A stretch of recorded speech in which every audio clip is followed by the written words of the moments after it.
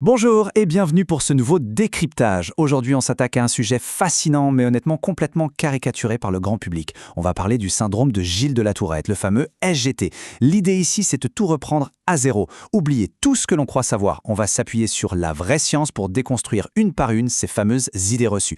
Allez, c'est parti pour aller enfin au-delà des stéréotypes. On attaque directement avec la question qui brûle toutes les lèvres. Est-ce que le syndrome de la Tourette, c'est juste le fait de hurler des insultes en public? Bah oui. La télé et le cinéma adorent utiliser ça comme ressort comique, pas vrai? On a tous en tête cette image de quelqu'un qui lâche des mots obscènes sans aucun contrôle. Mais est-ce que ça reflète vraiment la réalité clinique? Eh bien, la réponse est super claire, c'est un énorme cliché. Ces fameux jurons incontrôlables, ce qu'on appelle la coprolalie dans le jargon médical, ça touche en fait de 10 à 20% des cas, tout au plus.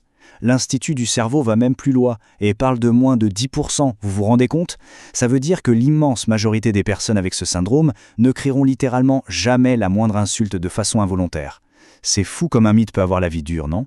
Un autre mythe qu'il faut absolument briser, c'est de croire que c'est une maladie hyper rare, un truc anecdotique. Pas du tout. Les chiffres nous montrent une réalité bien différente. On parle d'une prévalence de 0,5% de la population. Pour mettre ça en perspective, ça représente environ une personne sur 200. C'est quand même super fréquent. Le problème, c'est que c'est souvent sous-diagnostiqué, ou alors on met juste ça sur le dos de prétendues mauvaises habitudes pendant l'enfance. Du coup, c'est quoi exactement la vraie définition clinique? Si on regarde le DSM-5, le grand manuel de référence, il y a des règles très précises.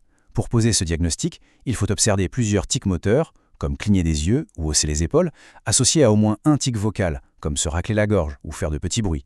Et attention, il faut que tout ça dure depuis plus d'1 an et que ça commence avant l'âge de 18 ans. D'ailleurs, petit fait marquant, ça touche les garçons 3 à 4 fois plus souvent que les filles. Là, il y a un truc fondamental à comprendre. La différence entre un tic et une compulsion, parce qu'on mélange souvent les deux. Un tic, c'est précédé par une vraie tension physique. C'est une envie irrépressible de bouger, une sensation prémonitoire, un peu comme un éternuement qui monte. Le geste n'a pas de but précis, il vient juste soulager cette tension.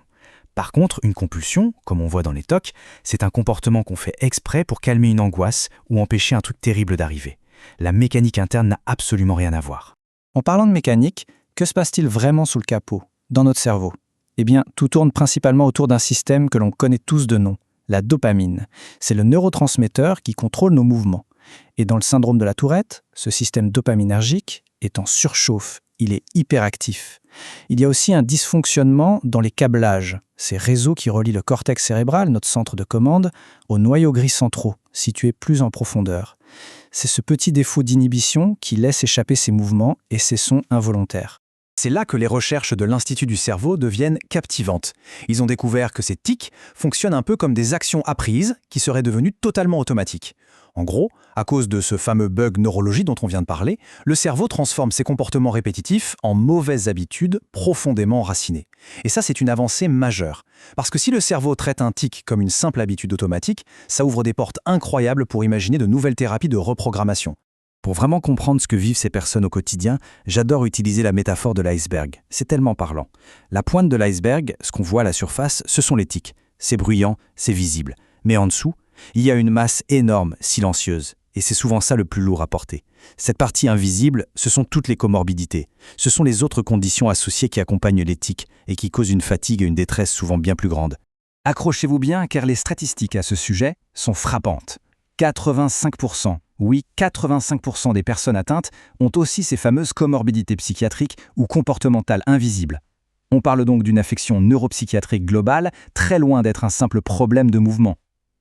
Finalement, gérer les tics, ce n'est qu'une petite partie du boulot. Le vrai défi médical, c'est de s'occuper de tout ce qui se trame en arrière-plan. Prenons un exemple concret avec le TDAH, le trouble du déficit de l'attention avec ou sans hyperactivité. C'est bluffant de voir à quel point les deux sont liés. On voit clairement ici que plus les tics sont sévères, plus le TDAH explose de façon agressive. Avec des tics légers, on est à 47% de prévalence. Ça grimpe à 58% pour des tics modérés et on atteint carrément 83% pour les formes sévères. Les deux conditions s'entremêlent et s'alimentent l'une l'autre. Bon, la bonne nouvelle dans tout ça, c'est que la médecine a des solutions concrètes. On ne navigue pas à vue. Il existe un parcours officiel et très structuré, un vrai arbre décisionnel pour prendre en charge les patients. Les médecins ne tentent pas des choses au hasard, ils suivent une logique rigoureuse, étape par étape, en évaluant toujours l'impact réel des symptômes sur la vraie vie de la personne. Du coup, comment ça se passe en pratique? Eh bien, ça fonctionne comme une escalade médicale parfaitement contrôlée. On commence toujours par la base, la psychoéducation. On explique la maladie à la famille et à l'école pour démystifier la situation. Souvent, pour les formes légères, c'est suffisant. Ensuite, si besoin, on passe aux thérapies cognitivo-comportementales, les fameuses TCC. Si les symptômes restent trop lourds, la troisième étape, c'est la pharmacothérapie, avec des médicaments ciblés. Et vraiment, en dernier recours, pour les cas hyper sévères, on peut envisager une opération de stimulation cérébrale profonde. Si on creuse un peu ces étapes intermédiaires, il y a des interventions super ciblées. En TCC, par exemple, on utilise une technique redoutable, l'inversion d'habitude. On apprend à la personne à faire un mouvement complètement antagoniste au moment où le tic arrive, pour le bloquer mécaniquement. C'est brillant. Côté médicaments, on utilise souvent des neuroleptiques à petite dose, comme l'aripiprazole, pour calmer la dopamine. Et truc de fou, pour certains tics moteurs très sévères, au cou par exemple, on utilise carrément des injections de toxines botuliques, le fameux Botox, pour neutraliser le muscle. Tout ça nous amène à une conclusion clinique absolument primordiale. Très souvent, la qualité de vie est bien plus entravée par les comorbidités que par les tics en eux-mêmes. Le vrai combat du syndrome de la Tourette, ce n'est pas juste d'arrêter les mouvements. C'est de gérer l'anxiété, les TOC, le déficit d'attention et surtout de militer pour l'acceptation sociale. Un environnement structuré et bienveillant fait parfois des miracles, bien plus grands que n'importe quel traitement médical. Alors, on l'a vu, la médecine fait sa part du travail pour apaiser le cerveau. Mais une interrogation fondamentale demeure. Comment est-ce que nous, collectivement, on peut garantir une vraie inclusion éducative et professionnelle pour ces personnes ? Ce n'est pas à elles seules de s'adapter, c'est à la société de faire évoluer ses écoles et ses lieux de travail pour enfin accueillir ces individus si souvent mal compris. Une belle réflexion pour clôturer ce décryptage. On se laisse là-dessus, merci d'avoir suivi cette analyse.